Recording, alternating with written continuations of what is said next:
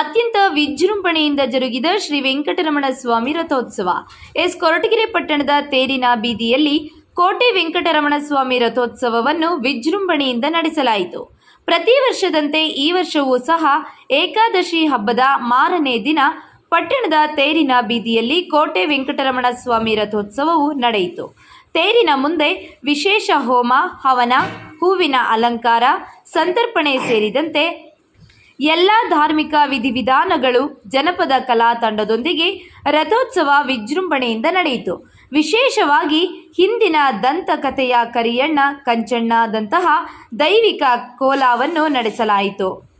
ಇನ್ನು ರಥೋತ್ಸವದಲ್ಲಿ ಊರಿನ ಪ್ರಮುಖರಾದ Muraligowda, Jayasimha, KV Manjunath, Hanumantharayappa, car Mahesh, KV Purushottam, Srinivas, Darshan, Balaji, Srinivasa Shetty, Gopal, Chinni Venkata Shetty, KB Lokesh, T Angadi Rajanna, Puneeth, KL Anand, Amar, ಅರ್ಚಕರಾದ ಶ್ರೀನಿಧಿ, ಬಾಲಾಜಿ, ವೆಂಕಟೇಶ್ ಸೇರಿದಂತೆ ನೂರಾರು ಭಕ್ತರು ಪಾಲ್ಗೊಂಡಿದ್ದರು.